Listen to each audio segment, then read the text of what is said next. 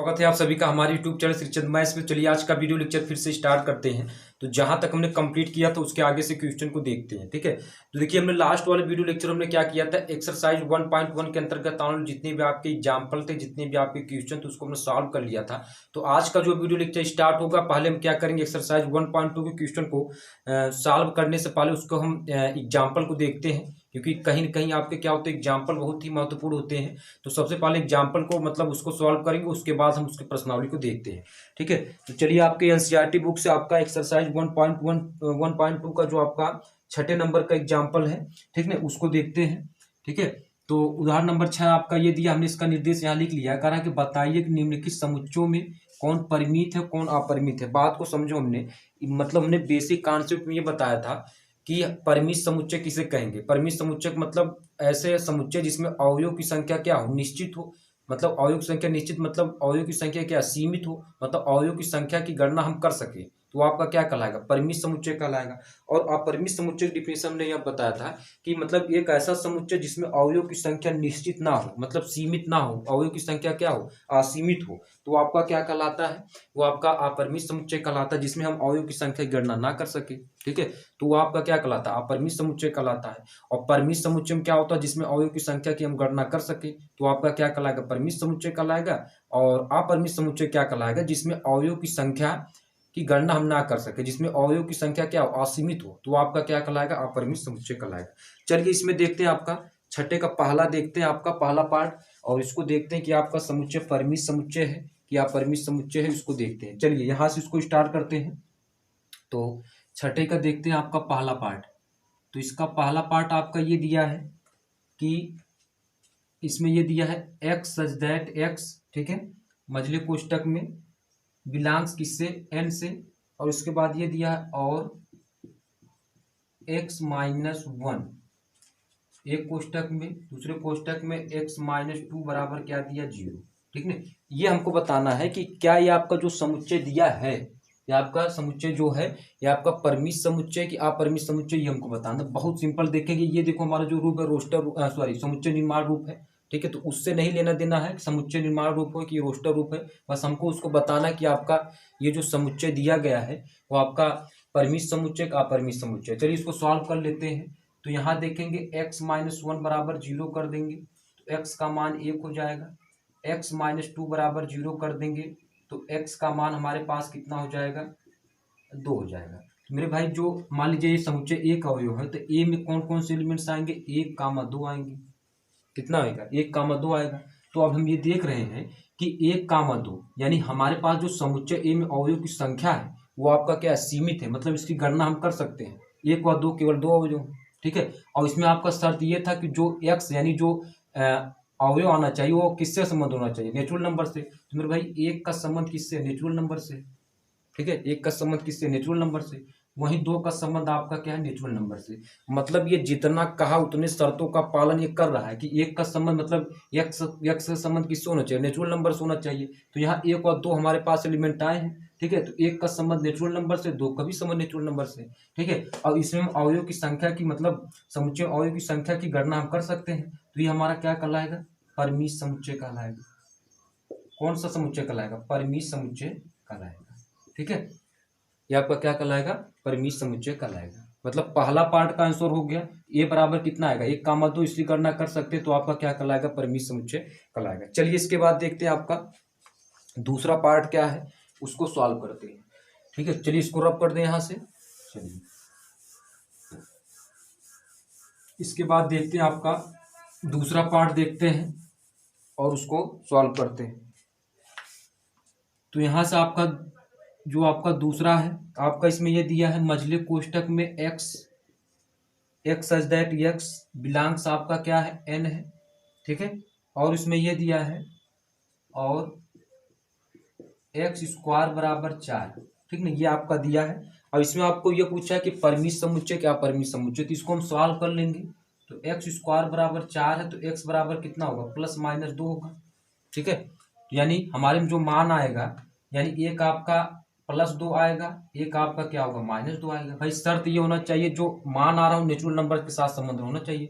तो 2 का संबंध तो नेचुरल नंबर से है, लेकिन -2 का संबंध नेचुरल नंबर से नहीं है। तो ये हम कह सकते हैं कि ए में समुच्चय मतलब बी मान लो, उसको हमने ए माना था, तो मान लीजिए समुच्चय बी के अवयव हैं, तो बी में हमारे पास कितना आ जाएगा, केवल आपका क्या होगा, 2 आएगा। केवल आपका कौन सा, केवल 2 एलिमेंट्स आएगा, मतलब केवल 2 ही एलिमेंट्स आएगा। तो मतलब 2 एलिमेंट्स आए, तो इसमें हम देख रहे हैं अवयव की संख्या क्या है, सीमित है, इसकी गणना कर सकते हैं। मतलब समुच्चय बी में कितने अवयव, 1 अवयव है। तो ये आपका जो समुच्चय कहलाएगा, ये आपका क्या कहलाएगा, परिमित समुच्चय कहलाएगा।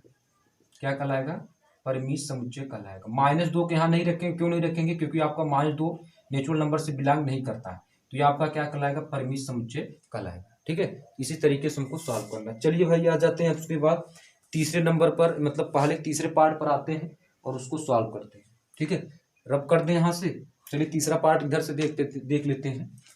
चलिए तीसरा पार्ट हमारे पास ये है, क्या दिया इसमें आपका, ये दिया है कि x सच दैट x आपका है, और उसके बाद क्या कहा है कि बिलोंग्स n है। ठीक है, और इसमें ये दिया है और 2x - 1 मजले कोष्टक 2x - 1 बराबर 0, उसके बाद मजला कोष्टक क्लोज है। ठीक है, मतलब इसको हल करके बताना है कि ये आपका जो x का मान आ रहा है वो आपका क्या आ रहा है, कि नेचुरल नंबर से बिलोंग कर रहा है, और जो उसका मान है क्या आपका परिमित समुच्चय, क्या अपरिमित समुच्चय है, ये हमको बताना। मेरे भाई सिंपल से है, 2x - 1 बराबर 0 कर दो, 2x का मान कितना होगा, 1 हो जाएगा, तो x का मान 1/2 हो जाएगा। तो मेरे भाई जो x का मान है, यानी जो 1/2 एलिमेंट से क्या नेचुरल नंबर संबंध रख रहा है, नहीं रख रहा है ना। तो मतलब जो ए बी सी, इसको मान लो समुच्चय सी का अवयव है। ठीक है, तो यहाँ से मान सकते हो ए बी सी, कुछ भी मान सकते हो। ठीक है, तो हमने ए माना, इसमें बी माना, इसको सी मान लेते हैं।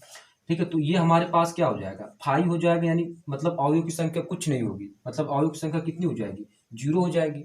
तो अगर 0 तो हमारा क्या होगा, रिक्त समुच्चय होगा, तो 5 से डिनोट करते हैं। ठीक है, तो सी बराबर कितना हो जाएगा, 5। तो 5 आपका जो होता है, आपका क्या होता है, परिमित समुच्चय होता है। मतलब 0 है तो मतलब सीमित है ना, तो आपका क्या कहलाएगा, परिमित समुच्चय। मतलब ये आपका, ये जो आपका समुच्चय आपका क्या है, परिमित समुच्चय है। भाई देखो 1/2 यहाँ नहीं रखें, क्यों नहीं रखें, क्योंकि 1/2 आपका नेचुरल नंबर से संबंध नहीं रख रहा है, इसलिए हम 1/2 यहाँ नहीं रखेंगे। तो आपका क्या कहलाएगा, यानी ये तीसरा वाला जो आपका समुच्चय दिया है, आपका क्या होगा, परिमित समुच्चय कहलाएगा। ठीक है, चलिए आते हैं इसके बाद आपके, हाँ इसमें चले आते हैं चौथे पार्ट में। तो चलिए पहले इसको रब कर देते हैं, उसके बाद चौथे पार्ट को देखते हैं। ठीक है, मतलब बहुत सिंपल है, परिमित समुच्चय और अपरिमित समुच्चय की जो डिफिनेशन बढ़िया से आपका, मतलब जो बेसिक कॉन्सेप्ट हमने पढ़ा दिया था उसको जो बढ़िया से पढ़ा रहेगा। ठीक है, तो उसमें एक्सरसाइज 1.1 और 1.2, चाहे वो एग्जाम्पल हो या आपका प्रश्नावली, उसको सॉल्व करने में कोई दिक्कत नहीं होगी। ठीक है, चलिए आते हैं इसमें आपका चौथे पे। तो चौथा आपका दिया है, ये दिया है एक्स सच दैट एक्स आपका दिया है, और उसके बाद आपका ये दिया है कि नेचुरल नंबर से संबंध होना चाहिए एक्स का मान, और इसमें ये दिया है और एक्स क्या है आपका, एक अभाज्य संख्या है। एक्स क्या है, एक अभाज्य संख्या है।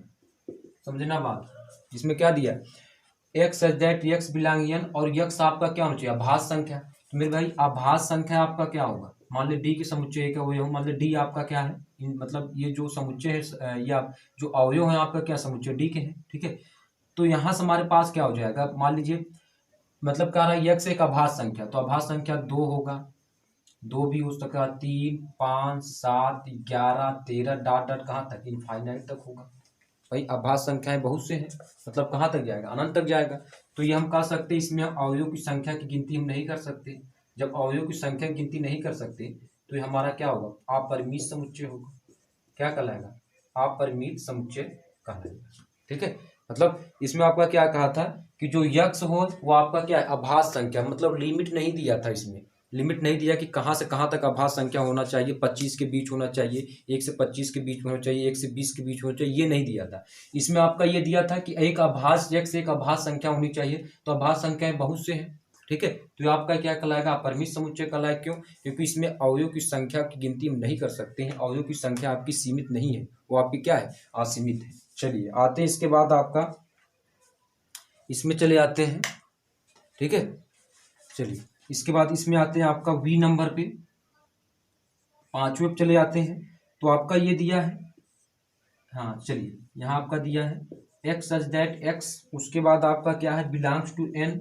ठीक है, उसके बाद आपका ये दिया है कि और एक्स क्या होना चाहिए, विषम है, एक्स आपका क्या है, विषम है। ठीक है, चलिए तो हम यहाँ मान ले डी, इसको ई मान लेते हैं कि ये जो अवयव होंगे समुच्चय ई के अवयव होंगे। मेरे भाई इसमें आपका क्या है, एक्स विषम का रहा है, तो विषम संख्या तो बहुत है, 1 3 5 7, ठीक है, 11 हो गया, 13 हो गया, डॉट डॉट इनफाइनाइट तक होगा। तो ये भी हम कह सकते हैं कि जो हमारा समुच्चय होगा ये आपका क्या होगा, परिमित समुच्चय होगा। बहुत सिंपल है, ये आपका समुच्चय कौन होगा, अपरिमित समुच्चय होगा। क्यों होगा, क्योंकि इसमें हम देख रहे हैं कि अवयवों की संख्या हमारे पास क्या है, निश्चित नहीं है। अवयव की संख्या क्या निश्चित नहीं, मतलब इनफाइनाइट तक जा रहा है, इसमें भी इनफाइनाइट, इसमें भी इनफाइनाइट तक जा रहा है। ठीक है, मतलब अवयव की संख्या की गणना हम नहीं कर सकते, तो ये हमारा क्या होगा, आपका अपरिमित समुच्चय होगा। ठीक है, तो मेरे भाई यहाँ से हमने क्या किया, एग्जाम्पल नंबर 6 के जितने भी आपके पार्ट थे उस पार्ट के हमने सोल्यूशन देख लिया है। चलिए इसके बाद आते हैं आपके 7वें नंबर पर आते हैं और 7वें नंबर के उदाहरण को सॉल्व करते हैं।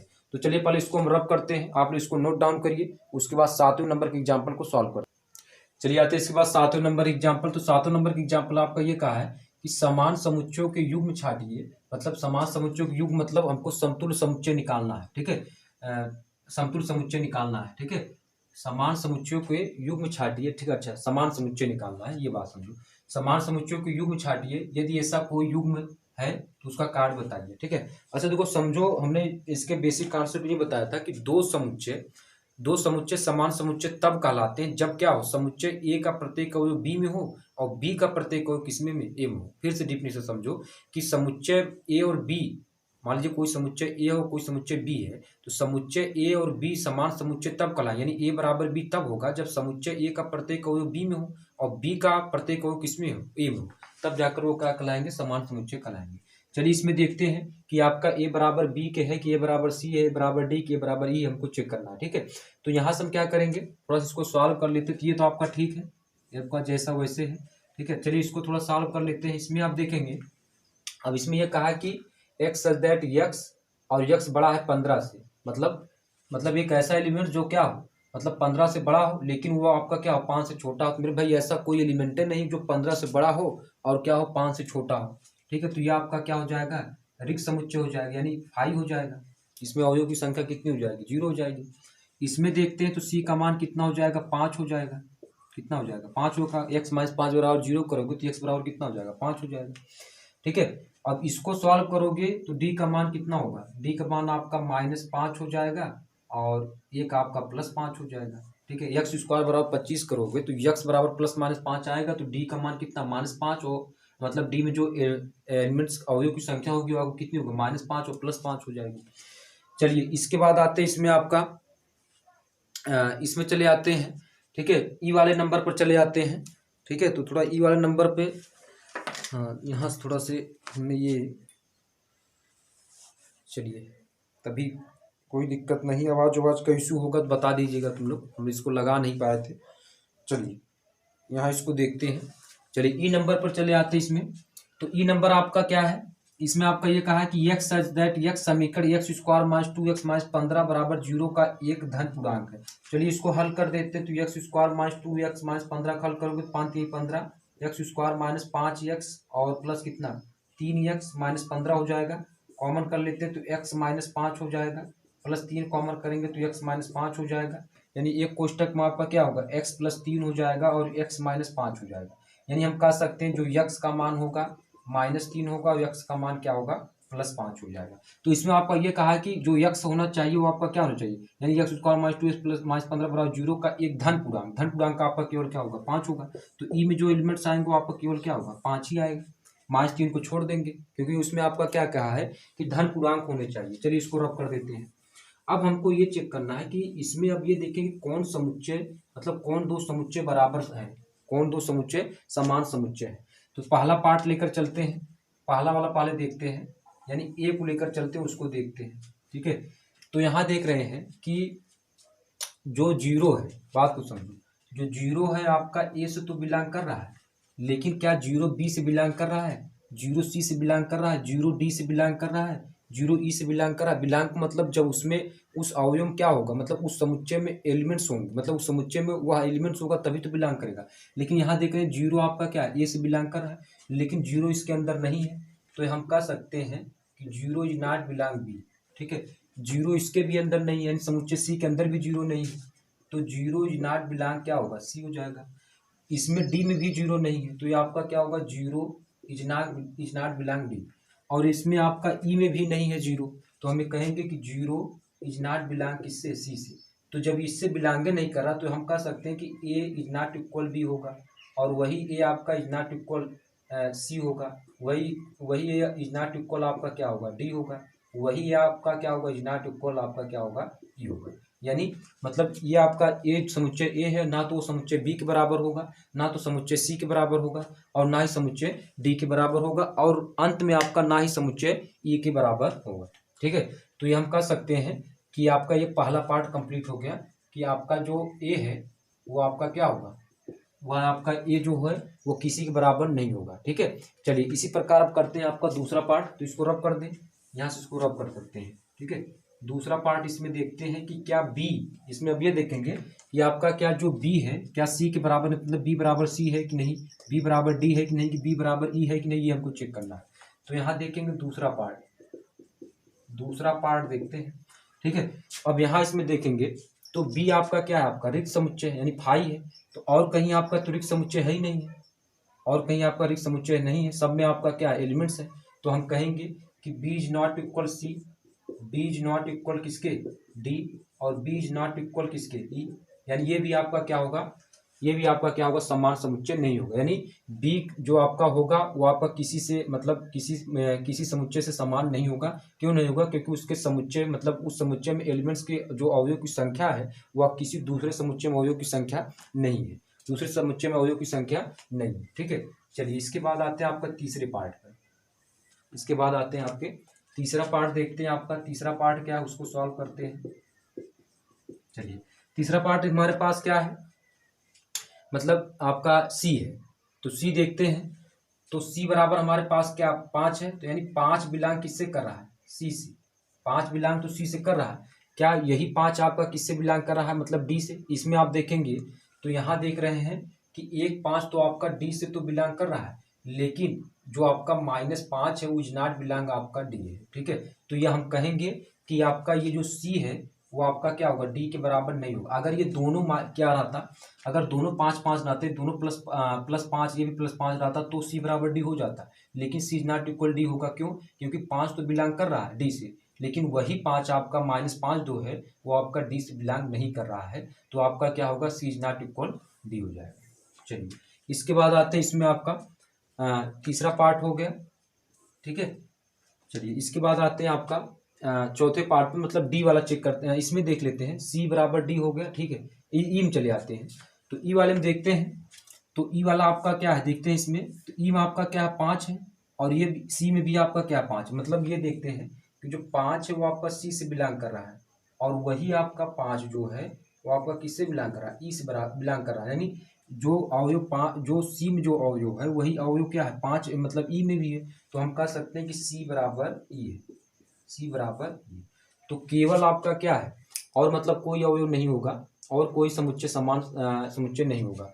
ठीक है, केवल आपका क्या होगा, सी बराबर ई। ये दो ऐसे समुच्चय हैं जो आपका क्या है, समान समुच्चय है। क्यों है, क्योंकि इसके जो प्रत्येक अवयव है, यानी समुच्चय सी के जो प्रत्येक अवयव है वो ई में है, और समुच्चय ई के जो प्रत्येक अवयव है वो आपका क्या है, सी में। ठीक है, तो ये आपका क्या कहलाएगा, समान समुच्चय कहलाएगा। देखेंगे तो यहाँ 5 जो है वो आपका सी में है, वही 5 आपका ई में है, तो सी बराबर ई आपका क्या कहलाएगा, समान समुच्चय कहलाएगा। ठीक है, तो इस प्रकार हमने क्या किया, एग्जाम्पल नंबर 7वां हमने कंप्लीट कर लिया। इसके बाद आपका जो होगा उसमें हम एक्सरसाइज 1.2 के क्वेश्चन को सॉल्व करेंगे।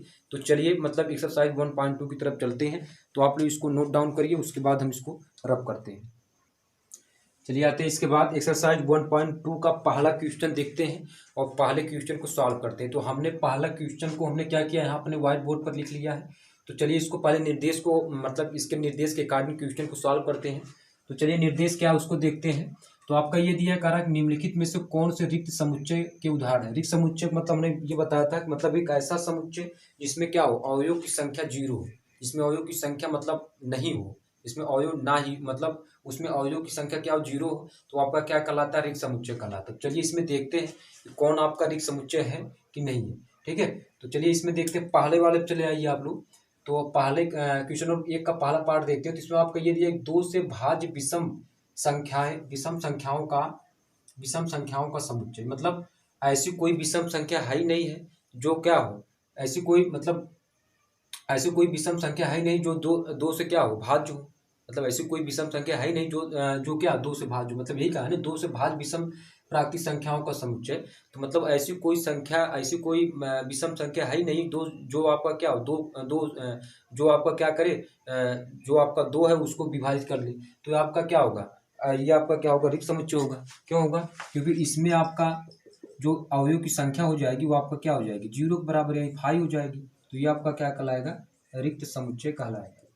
रिक्त समुच्चय कहलाएगा। तुम लोग कार्ड में ये लिखोगे कि मतलब ऐसी कोई विषम प्राकृतिक संख्या नहीं है जिससे आपका क्या हो जाए कि जिससे आपका क्या होगा, क्या हो जाए कि 2 उससे विभाजित हो जाए।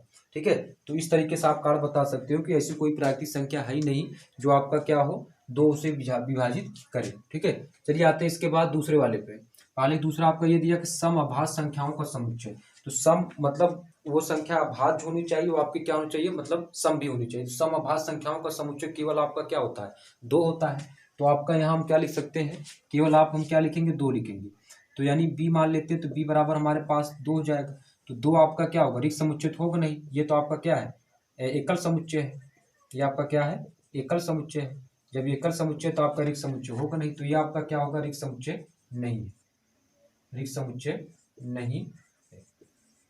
ठीक है, ये चलिए तीसरे वाले पे चले जाते हैं। तीसरा आपका ये दिया कि x सच दैट x एक प्राकृतिक संख्या है जो क्या है, जो आपका ये होना चाहिए 5 से छोटी हो लेकिन 7 से बड़ी हो। मतलब एक ऐसी प्राकृतिक संख्या लिखना है जो 5 से छोटी हो लेकिन 7 से बड़ी है। तो मतलब ऐसी कोई प्राकृतिक संख्या है ही नहीं है जो 5 से छोटी हो और 7 से बड़ी हो। तो ये हमारे पास क्या हो जाएगा, रिक्त समुच्चय हो जाएगा।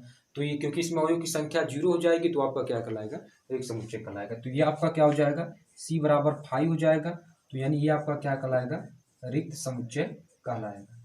ठीक है, चलिए ये आपका क्या कहलाएगा, रिक्त समुच्चय कहलाएगा। चौथे पाते हैं, इसमें आपका ये दिया है कि y सच दैट y किन्हीं भी 2 समांतर रेखाओं का उभयनिष्ठ बिंदु हो। मतलब कोई 2 समांतर रेखाएं हैं, तो 2 समांतर रेखाओं में कोई भी बिंदु आपका क्या हो सकता है, उभयनिष्ठ नहीं हो सकता। मतलब 2 समांतर रेखाएं में क्या होगा, 2 समांतर रेखाओं में कोई भी बिंदु उभयनिष्ठ बिंदु नहीं होती है। 2 समांतर रेखाओं में कोई भी बिंदु उभयनिष्ठ बिंदु नहीं होती है, उभयनिष्ठ बिंदु नहीं होती है। जब उभयनिष्ठ बिंदु नहीं होती है तो ये आपका क्या कहलाएगा, रिक्त समुच्चय कहलाएगा। यानी ई बराबर, इसको ई से डिनोट कर दें तो ये आपका क्या कहलाएगा, रिक्त समुच्चय कहलाएगा। क्या कहलाएगा, रिक्त समुच्चय कहलाएगा। ठीक है, तो इस प्रकार हमने क्या किया, क्वेश्चन नंबर 1 के आपके जितने पार्ट थे उसको हमने कंप्लीट कर लिया है। चलिए इसके बाद चलते हैं दूसरे पार्ट पर और दूसरे पार्ट को समझते हैं। ठीक है, तो चलिए तुम लोग यहाँ से नोट करो, उसके बाद दूसरे पार्ट की तरफ चलते हैं। दूसरा पार्ट क्या है उसको देखते हैं। चलिए आते हैं इसके बाद प्रश्नावली 1.2 का आपका दूसरा क्वेश्चन क्या उसको देखते हैं। तो इसमें आपका निर्देश ये दिया जा रहा है कि निम्नलिखित समुच्चयों में से कौन परिमित है और कौन अपरिमित समुच्चय है। ठीक है, तो परिमित और अपरिमित समुच्चय के मतलब इस टाइप के क्वेश्चन हमने एग्जाम्पल में कर चुके हैं। तो चलिए इस क्वेश्चन को देखते हैं, इसका दूसरा का पहला पार्ट क्या है उसको सॉल्व करते हैं। तो आपको ये दिया कि वर्ष के महीनों का संग्रह। तो मतलब वर्ष में जितने महीने होते हैं उसका संग्रह तो हम कर सकते हैं, 12 महीने होते हैं, मतलब उसका संग्रह कर सकते हैं। जून क्या होगा, जनवरी फरवरी मार्च अप्रैल मई जून जुलाई अगस्त सितंबर अक्टूबर नवंबर दिसंबर, तो मतलब 12 होते हैं। तो मतलब उसका मतलब संख्या निश्चित है, संख्या सीमित है। तो ये आपका क्या कहलाएगा, ये आपका कहलाएगा परिमित समुच्चय कहलाएगा। क्या कहलाएगा, परिमित समुच्चय कहलाएगा। ठीक है, ये आपका होगा। चलिए इसके बाद आपके देखते हैं, इसमें तीसरा ये दिया है कि मतलब पुस्तक 1 2 3 .99 उसके बाद 100 तक। तो मतलब इसकी संख्या हम कह सकते हैं कि सीमित है। कहाँ से 1 से लेकर 100 तक है। तो ये आपका क्या कहलाएगा, परिमित समुच्चय कहलाएगा। क्या कहलाएगा, परिमित समुच्चय कहलाएगा। ठीक है, यानी ये आपका क्या कहलाएगा, परिमित समुच्चय। ये भी आपका क्या होगा, परिमित समुच्चय कहलाएगा। इसके बाद इसमें आते हैं, दूसरा आपका क्या दिया, 1 2 3 इनफाइनाइट तक गया है। ठीक है, तो हम कह सकते हैं कि इसकी संख्या तो निश्चित है नहीं, संख्या निश्चित है नहीं, मतलब संख्या सीमित नहीं है। कहाँ तक है ये हमको नहीं पता, संख्या सीमित नहीं है, अर्थात आपका क्या है, असीमित है। तो ये आपका क्या कहलाएगा, अपरिमित समुच्चय कहलाएगा। अपरिमित समुच्चय कहलाएगा। अगर इसकी संख्या निश्चित रहती है 1 2 3 डॉट डॉट 10 तक होती, 100 तक होती, तो हम कहते हैं ये हमारा पास क्या है, ये परिमित समुच्चय है। लेकिन इसकी संख्या क्या निश्चित नहीं, तो आपका क्या कहलाएगा, अपरिमित समुच्चय कहलाएगा। इसके बाद आते हैं आपके चौथे वाले पार्ट पर। तो चौथा वाला पार्ट इसमें आपका ये कहा है कि 100 से बड़े धन पूर्णांकों का समुच्चय। तो 100 से बड़े बहुत से धन पूर्णांक है, मतलब इसकी भी संख्या हम निश्चित नहीं कर सकते, इनफाइनाइट तक होगा। ठीक है, मतलब 100 से बड़े धन पूर्णांक बहुत से हैं, तो हम कर सके यहाँ भी लिखेंगे कि संख्या निश्चित नहीं है, संख्या निश्चित नहीं है, और तब ये क्या कहलाएगा, आपका अपरिमित समुच्चय कहलाएगा, अपरिमित समुच्चय कहलाएगा। संख्या निश्चित नहीं तो आपका क्या कहलाएगा, अपरिमित समुच्चय कहलाएगा। इसके बाद आते हैं आपका पांचवें पार्ट पर। तो पांचवा पार्ट इसमें आपका ये कहा है कि 99 से छोटे अभाज्य पूर्णांकों का समुच्चय। तो 99 से छोटे अभाज्य पूर्णांकों का समुच्चय तो हम कर सकते हैं, यानी इसका मतलब ये है कि संख्या हमारे पास क्या है, संख्या निश्चित है, संख्या निश्चित। जब ये संख्या निश्चित है तो ये हम कह सकते हैं कि ये हमारा क्या होगा, परिमित समुच्चय होगा। मतलब 99 से छोटे अभाज्य पूर्णांकों का समुच्चय तो हम कर सकते हैं, 99 से जितने छोटे अभाज्य पूर्णांक हैं उसका समुच्चय तो हम कर सकते हैं। तो मतलब संख्या एक प्रकार से कह सकते हैं कि सीमित है। जो संख्या सीमित हुई तो ये हमारे पास क्या हो जाएगा, परिमित समुच्चय हो जाएगा। यानी जो पहले का दूसरा का जो आपका वी है वो आपका क्या है, पांचवा पार्ट जो है आपका वो आपका क्या है, परिमित समुच्चय। ठीक है, इसी टाइप से हमको बताना था, तो यहाँ हमने इसको बता दिया। चलिए इसके बाद दूसरा पार्ट आपका, दूसरे सारे पार्ट आपके क्वेश्चन कंप्लीट हुए। चलिए आते हैं इसके बाद आपका तीसरे पार्ट पर आते हैं, तीसरे पार्ट को देखते हैं। तो पहले इसको हम रब करते हैं, उसके बाद तीसरा पार्ट देखते हैं और तीसरे पार्ट को सॉल्व करते हैं। इसको नोट डाउन कर लीजिए। चलिए इसके बाद आते हैं आपके क्वेश्चन नंबर तीसरे पर आते हैं, और क्वेश्चन नंबर तीसरे के मतलब इसको निर्देश को पढ़ते हैं, उसके बाद इसके अकॉर्डिंग क्वेश्चन को सॉल्व करते हैं। तीसरा क्वेश्चन आपका ये दिया है, कह रहा है कि निम्नलिखित समुच्चयों में से प्रत्येक के लिए बताया कि कौन परिमित है और कौन अपरिमित। मेरे भाई बहुत सिंपल है, जैसा हमने बताए थे बिल्कुल उसी तरीके से चलना है। तो आ जाइए इसमें आपका तीसरे पहले पार्ट पर उसको समझते हैं। तो तीसरा वाला पार्ट आपका ये दिया है कि x अक्ष के समांतर रेखाओं का समीकरण। मेरे भाई ये होता है, ये आपका क्या होता है, ये आपका y अक्ष होता है और ये आपका x अक्ष होता है। तो x अक्ष के समांतर रेखाओं का समीकरण। तो x अक्ष में हम इसके समांतर बहुत सी रेखाएं खींच सकते हैं, इस टाइप से बहुत से खींच सकते हैं, अनंत से अनंत तक खींच सकते हैं। तो ये हम कह सकते हैं जो x अक्ष के समांतर रेखाओं का जो समुच्चय होगा वो आपका क्या होगा, अपरिमित समुच्चय होगा, अपरिमित समुच्चय होगा। क्यों, क्योंकि इसमें रेखाओं की संख्या निश्चित नहीं है, रेखाओं की संख्या निश्चित नहीं है। तो हम बहुत मतलब अनंत तक रेखाएं खींच सकते हैं x अक्ष के समांतर, यानी x अक्ष के समांतर बहुत सी रेखाएं खींच सकते हैं, मतलब अनंत तक खींच सकते हैं। तो ये हम कह सकते हैं कि जब रेखाओं की संख्या निश्चित नहीं है तो हमारे पास क्या होगा, अपरिमित समुच्चय होगा। दूसरे नंबर पर आते हैं अंग्रेजी वर्णमाला के अक्षरों का समुच्चय। तो भाई समझो तो बात को कि अंग्रेजी वर्णमाला में कुल कितने अक्षर होते हैं, 26 अक्षर होते हैं जो सीमित है, मतलब उनकी गणना हम कर सकते हैं कि 26 तक है। तो आपका क्या हो जाएगा, परिमित समुच्चय हो जाएगा। तो मतलब यहाँ लिख देंगे कि अंग्रेजी वर्णमाला कुल कितने, अंग्रेजी वर्णमाला में कुल कितने अक्षर होते हैं, 26 अक्षर होते हैं, 26 अक्षर होते हैं। जब ये 26 अक्षर होते हैं तो इसका मतलब ये है कि अवयव की संख्या निश्चित है। क्या है, अवयव की संख्या सीमित है या निश्चित है, सीमित है। तो ये आपका क्या कहलाएंगे, ये आपका परिमित समुच्चय कहलाएगा, परिमित समुच्चय कहलाएगा। कौन सा समुच्चय, परिमित समुच्चय कहलाएगा। ठीक है, चलिए इसके बाद आप आते इसमें आपका 3 पार्ट, मतलब दूसरे 2 पार्ट तक हमने यहाँ लिख लिया था, तीसरा पार्ट देखते हैं। तो तीसरा पार्ट इसमें आपका ये दिया है, इसमें आपका ये कहा है कि उन संख्याओं का समुच्चय जो 5 के गुणज हो, मतलब जो 5 के गुणज हो उन संख्याओं का समुच्चय क्या वो आपका परिमित समुच्चय होगा। तो बात को समझो, तीसरा वाला यहाँ कर दे, तीसरा वाला यहाँ, चलिए यहाँ कर देते हैं। ठीक है, तो 5 के गुणज मतलब 5 गुणज क्या होंगे, 5 होगा, 10 होगा, 15 होगा, डॉट डॉट इनफाइनाइट तक चला जाएगा।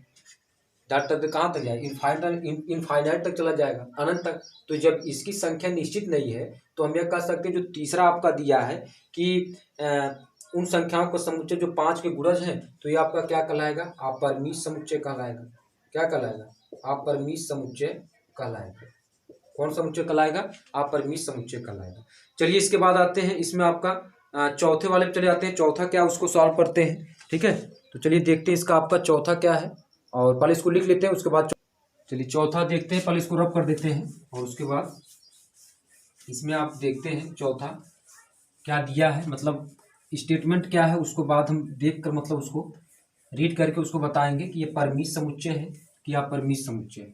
ठीक है, चलिए यहाँ से इसमें आपका ये दिया है, कह रहा है कि पृथ्वी पर रहने वाले जानवरों का समुच्चय। अरे भाई समझो बात को, इसमें ये दिया है कि पृथ्वी पर रहने वाले जानवरों का समुच्चय, रहने वाले जानवरों का समुच्चय क्या है आपका, जो ये समुच्चय है परिमित समुच्चय है कि अपरिमित समुच्चय है। तो पृथ्वी पर रहने वाले जो जितने जानवर हैं उनकी संख्या क्या है, निश्चित है।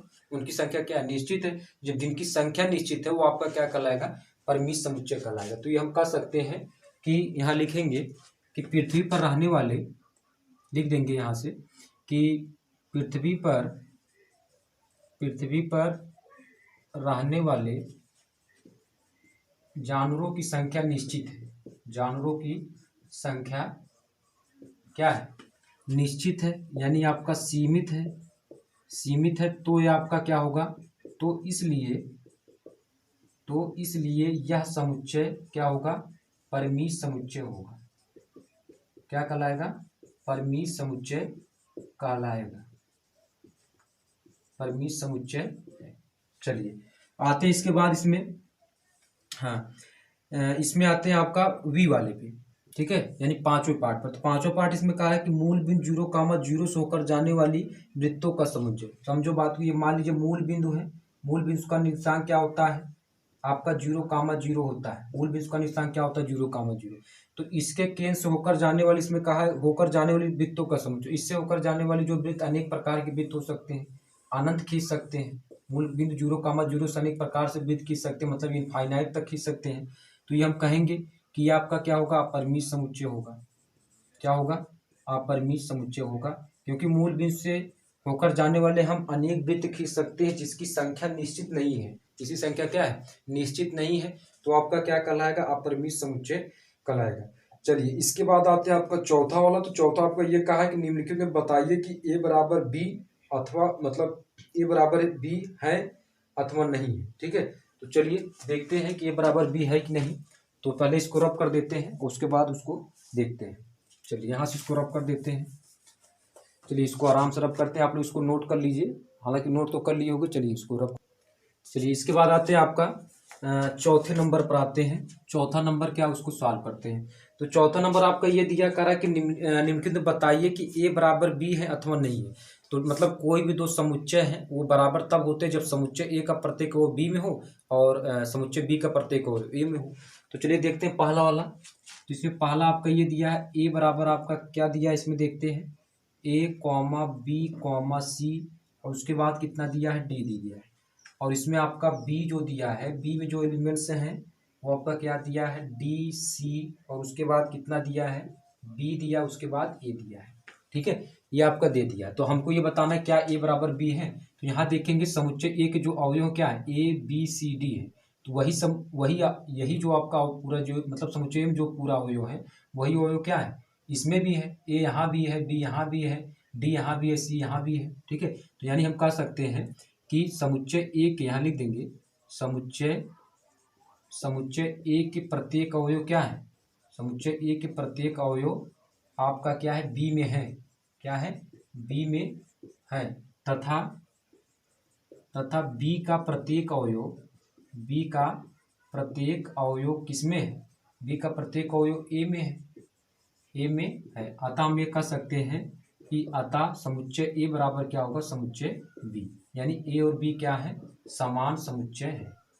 क्या है, समान समुच्चय है। ए और बी क्या है आपका, समान समुच्चय है। ठीक है, इसी तरीके से हमको बताना है। चलिए इसके बाद आते हैं दूसरे वाले पर आते हैं। दूसरा आपका क्या दिया है, दूसरा आपका इसमें ये दे दिया है कि ए बराबर आपका दिया है मजलू कोष्टम 4, 8, उसके बाद कितना दिया, 12, 16 दे दिया है। और बी बराबर कितना दिया है, 8, 4, उसके बाद कितना दिया, 16 और 18। चलिए चेक करते हैं। समुच्चय ए का प्रत्येक अवयव बी में होना चाहिए और बी का प्रत्येक अवयव ए में होना चाहिए, तब जाकर ये और बी समान समुच्चय कहलाएंगे। 4, 8 यहाँ है, 4, 8 यहाँ है। ठीक है, 12 यहाँ है, 12 यहाँ नहीं है। ठीक है, 16 है, 16 है, 18 यहाँ, 18 ये नहीं है। तो हम कहेंगे कि आपका यहाँ लिख देंगे कि समुच्चय ए का प्रत्येक प्रत्येक अवयव बी में नहीं है और बी का प्रत्येक अवयव किस में नहीं है, ए में नहीं है, अतः ये आपका क्या कहलाएगा, अतः ए इज नॉट इक्वल बी, यानी ये आपका क्या कहलाएंगे, समान समुच्चय नहीं है, समान समुच्चय नहीं है। ये समान समुच्चय तब कहलाते हैं जब ये आपका क्या होता है, समुच्चय ए के प्रत्येक अवयव बी में होते और बी का प्रत्येक अवयव किस में होता है, ए में होता, तब ये जाकर आपके क्या कहलाते हैं, क्या कहलाते हैं, समान समुच्चय कहलाते हैं। ठीक है, लेकिन ऐसा कुछ भी नहीं है, ऐसा इसमें आपका ये नहीं है, क्योंकि इसमें 12 समुच्चय ए में है, लेकिन 12 वही 12 आपका क्या है, समुच्चय बी में नहीं है।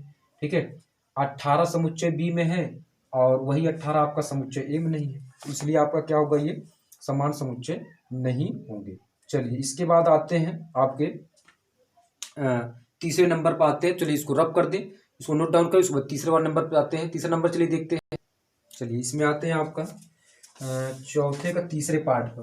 तो चौथे का तीसरा पार्ट क्या है उसको पहले लिखते हैं। आपका इसमें समुच्चय ए में जो एलिमेंट्स दिए गए हैं आपका कितना दिया है, 2 है, 4 है, 6 है, 8 है, उसके बाद 10 है। और जो बी में दिया है मेरे भाई, वो बी में आपका ये दिया है एक्स सच दैट एक्स समधन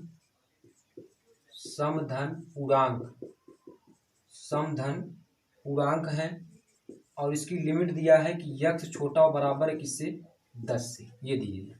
ठीक है, तो ए में आपका ये एलिमेंट्स है, इसको रोस्टर रूप में कर लेते हो तो हमारे पास एक्स क्या होना चाहिए, एक्स छोटा और बराबर होना चाहिए 10 के। ठीक है, तो मतलब ये कह सकते हैं 1 2 3 5, 1 2 3 4 5 6 डॉट कहाँ तक, 10 तक। ठीक है, तो ये हम कह सकते हैं। अच्छा, समधन पूर्णांक कहाँ है, यहाँ से थोड़ा सी दिक्कत, यहाँ समधन पूर्णांक है तो 2 होगा, 4 होगा, 6 होगा, 8 होगा, उसके बाद क्या होगा, 10 होगा। ठीक है, तो यहाँ हम देख रहे हैं जो यक्स का मान है वो क्या है, मतलब 10 से छोटा है या तो 10 के बराबर है। ठीक है, अब यहाँ देख रहे हैं जो समुच्चय ए में जो प्रत्येक अवयव है वही समुच्चय बी में अवयव है। ठीक है, समुच्चय ए का प्रत्येक अवयव क्या है, बी में है, और जो बी का प्रत्येक अवयव है वही आपका क्या है, ए में है। तो ये हम कहेंगे आपका ये क्या कहलाएगा, ये आपका समान समुच्चय कहलाएगा, समान समुच्चय है। ठीक है, तीसरा ए बराबर बी आपका होगा, क्योंकि समुच्चय का प्रत्येक अवयव बी में है, बी का प्रत्येक अवयव किसमें है, ए में है। चलिए इसके बाद आते हैं आपका चौथे वाले नंबर पर आते हैं। चौथा पार्ट देखते हैं। इसमें कहा है कि ए बराबर मझले कोष्टक यक्स सच दैट यक्स संख्या 10 का एक गुणज है। तो संख्या 10 का गुणज हम इस तरीके लिख दें, रोस्टर भी 10 20 30 ठीक है, क्या लिख सकते हैं, 10 20 30 40 डॉट डॉट इनफाइनाइट तक होगा। और यहाँ इसमें देख रहे हैं जो बी में जो दिया है वो आपका क्या दिया है, 10 15 दिया है, 20 दिया है, 25 दिया है, और उसके बाद 30 दिया है, डॉट डॉट इनफाइनाइट तक दिया है। तो यहाँ देख रहे हैं 10 और 20 तो है, 10 और 20 यहाँ है, लेकिन 15 और यहाँ 15 तो होगा नहीं। क्यों नहीं होगा, क्योंकि मतलब 10 का गुणज होना चाहिए, तो 15 10 का गुणज है नहीं, तो हम कहेंगे इज नॉट इक्वल बी, यानी समुच्चय ए समुच्चय बी के बराबर नहीं है, के बराबर नहीं है। तो ये आपका क्या कहलाएगा, समान समुच्चय नहीं होगा। चलिए इसके बाद आते हैं आपका चौथा कंप्लीट हो गया। 5वें नंबर क्वेश्चन की तरफ चलते हैं। चलिए पहले इसको रब कर देते हैं। ठीक है, इसको नोट डाउन करिए, उसके बाद 5वें नंबर की तरफ चलते हैं, उसको सॉल्व करते हैं। चलिए आते हैं इसके बाद 5वें नंबर क्वेश्चन पर आते हैं। तो 5वें नंबर क्वेश्चन आपका इसमें ये दिया है, चलिए इसको हमने यहाँ लिख लिया है। कहा कि क्या निम्नलिखित समुच्चय युग्म समान है, कार्य सहित बताइए। तो कोई समुच्चय मतलब कोई दो समुच्चय समान समुच्चय तब कहलाते हैं, हमने ये बताया था कि समुच्चय का प्रत्येक अवयव बी में हो और बी का प्रत्येक अवयव किस में हो, ए में हो। चलिए इसमें देखते हैं पांचों पहला। तो पांचों पहला आपका ये दिया है ए बराबर 2,3। ठीक है, ये दिया ए बराबर क्या दिया है, 2,3 ये दे दिया है। और उसके बाद इसमें आपका बी बराबर जो दिया है वो आपका ये दिया है मझले कोष्टक एक्स सच दैट एक्स समीकरण क्या दिया है, x square plus 5x plus 6 बराबर 0 का एक हल है, का 0 का एक हल है, एक हल है। ठीक है, चलिए पहले इसको हल कर लेते हैं। X square plus 5x plus 6 को हल करेंगे तो x square plus 2x plus 3x plus 6 होगा, दो दो का जोड़ा बना ले तो यहाँ x कॉमन होगा, x प्लस 2 होगा, प्लस 3 कॉमन होगा, x प्लस 2 होगा। एक कोष्टक में x प्लस 3 होगा, दूसरे कोष्टक में x प्लस 2 होगा। यानी अगर x का मान करें तो -2 और x का मान -3, यानी -2, -3 ये इसके एलिमेंट्स हैं। यानी अब ओवरऑल ये बात करें कि b का जो अगर हम रोस्टर रूप में लिखें तो आपका कितना होगा, -2, -3 होगा। तो यहाँ देख रहे हैं a में आपका क्या हुआ है, a में आपका 2, 3 है, a में आपका क्या है 2, 3 है, और b में आपका क्या -2, 3 है। तो हम कहेंगे समुच्चय a का जो प्रत्येक अवयव b में नहीं है, यानी a is not equal b, यानी आपका ये समान समुच्चय नहीं कहलाएंगे। ये जो आपके दो युग्म है वो आपका क्या कहलाएंगे, समान समुच्चय नहीं कहलाएंगे, क्योंकि a का प्रत्येक अवयव b में नहीं है और b का प्रत्येक अवयव a में नहीं है। 2, 3 यहाँ प्लस प्लस में है, यहाँ आपका क्या है वही आपका एलिमेंट्स माइनस माइनस में है, ठीक है। तो ये हम कहेंगे कि ये a बराबर b के नहीं है। चलिए आते हैं इसके बाद दूसरे वाले पर आते हैं और दूसरा देखते हैं। तो चलिए इसको रफ कर देते हैं, उसके बाद दूसरे की तरफ चलते हैं, दूसरा क्या है उसको देखते हैं।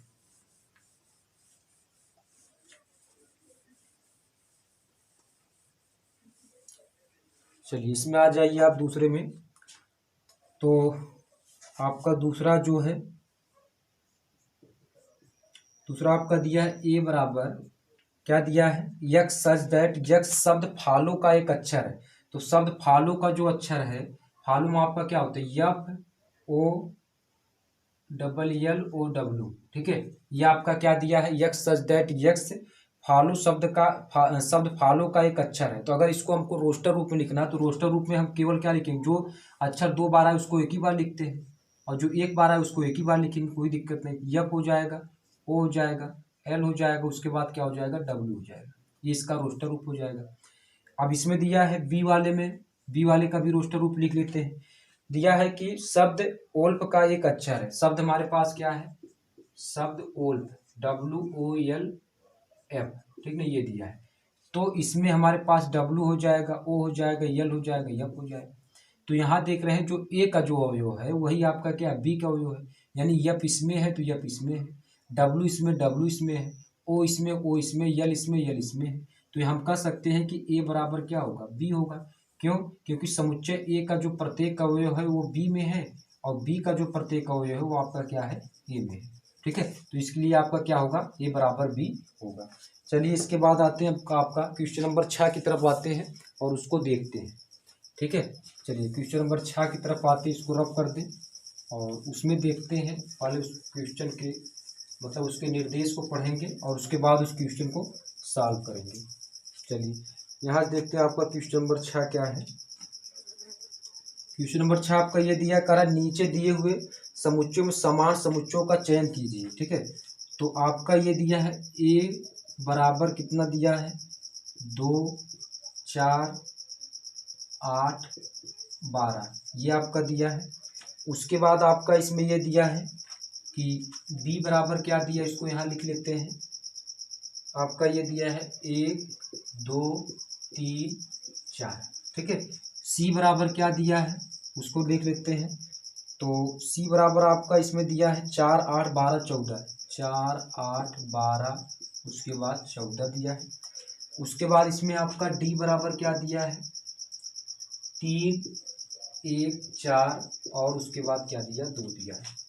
ई बराबर क्या दिया, इसमें आपका दिया -1 और 1 दिया है, ठीक है।